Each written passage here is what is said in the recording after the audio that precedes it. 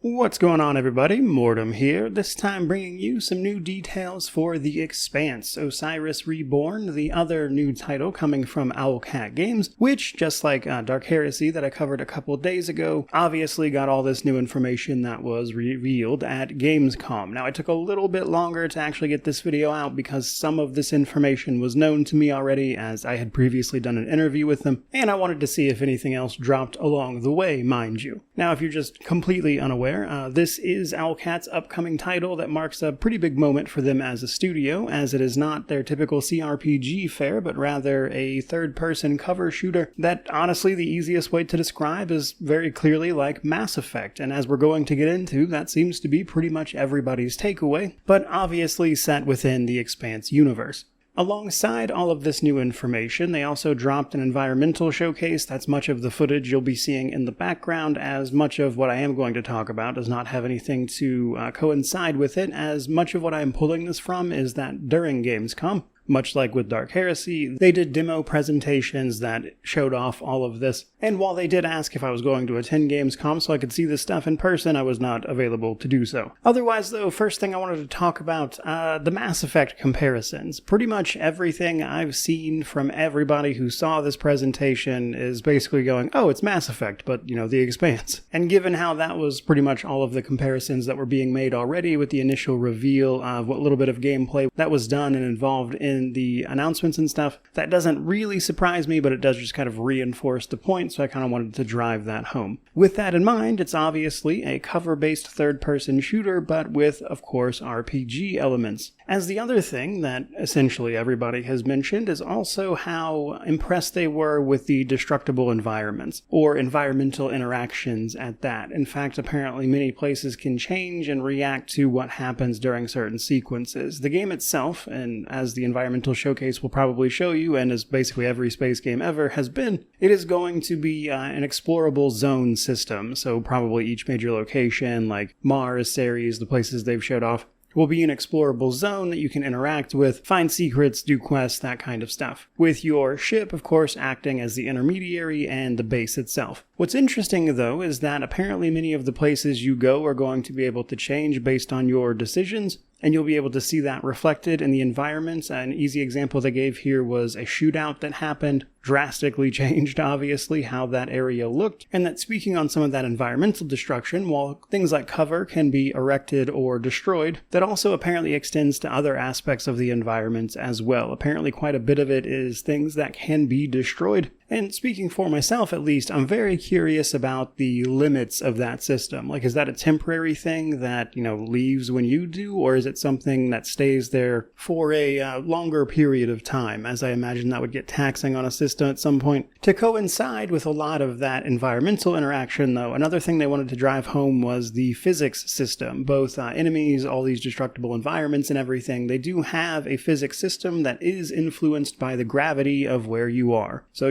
if you're in space or whatever and you take out a bunch of enemies, they will generally kind of float off into space based on the direction from which they were attacked, that kind of stuff. We also know from their initial announcement trailer there was that part where a ship had been breached, and I'm very curious to see some of these environments with differing levels of gravity and how much that actually winds up affecting the gameplay. But the key takeaway here really is that iconic locations from the show and the series, that is to say the books, are going to, of course, be present, have all that detail that you would want from that setting, but also that they'll be destructible and interactable in various ways. And honestly, just from what people have described in the demo and everything, I am also then curious just how far along this game actually is in development, because they seem to have shown off a great deal of content here, just all sorts of stuff, which does kind of make me wonder if this isn't going to be like a late 2026 release or something. But moving on, we still have more things to cover.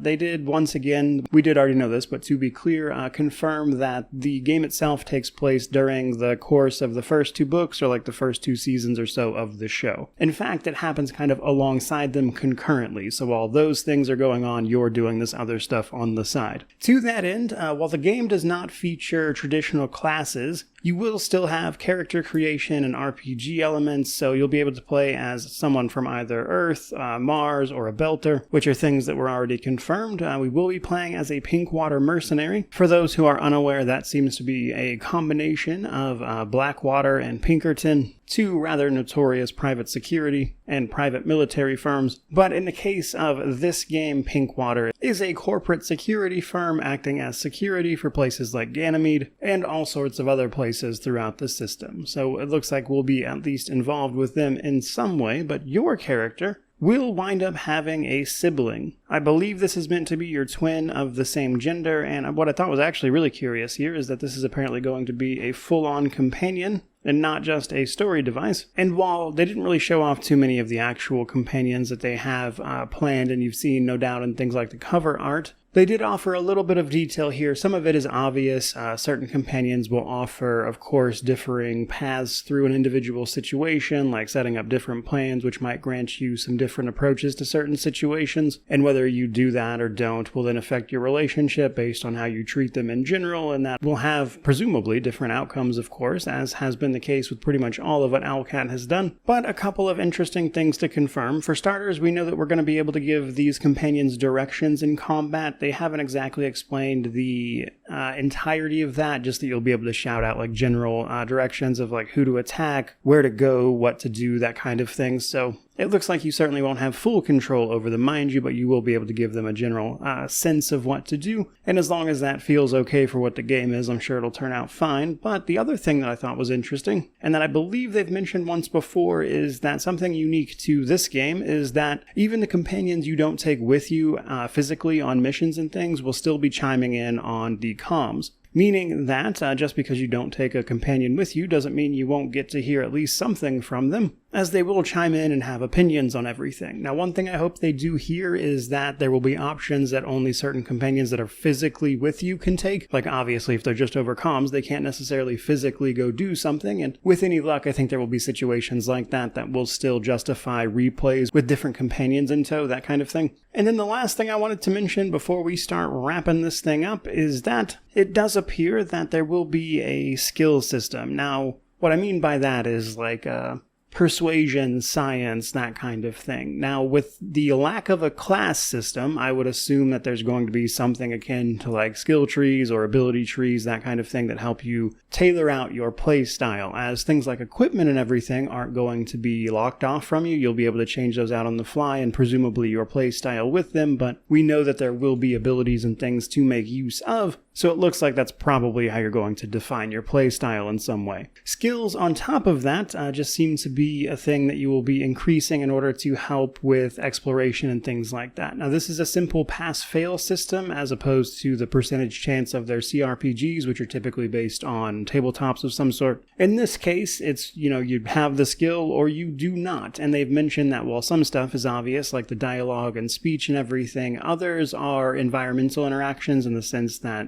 there are caches, chests, things to be found in various locations, and some of those will be behind various skill checks trying to make use of presumably the whole roster of those skills, whatever they happen to be in full. So long story short, as I move to start wrapping this thing up, I would say a lot of these details on top of the stuff that we knew previously kind of confirm what I had and most everyone else had also expected, in that by and large, this seems like it's going to be extremely similar to Mass Effect in terms of gameplay. Obviously, things like the story and stuff will be different. Now, given the Mass Effect-shaped hole in people's heart, I'm inclined to think that that will probably work out for them, and obviously the Expanse is a beloved property in its own right, and plenty of people are clamoring for a game there, as the sort of reaction to everything they've shown off for this has certainly shown, I think, but what I am especially curious about is all of the sort of details of that. How is Owlcat going to make this feel unique? Obviously, besides just the setting in terms of things like gameplay and things, they also usually do a pretty great job of giving you a full roster of companions with all sorts of personalities and things that are easy to get attached to. I've made rankings videos of many of them myself. So all that to say, I think that as long as they hit those details and manage to nail that part of it, this will probably be a very large release for them as a studio. And honestly, as long as they keep pumping out CRPGs, like for instance Dark Heresy, which they are working on at the same time, then all's good with me. But otherwise, hope you enjoyed the video. If you did, by all means, like, comment, subscribe, all that YouTube jazz. But regardless of any of that, truly, just thank you so much for watching. I really do appreciate it. May you wander in wisdom and have an amazing day.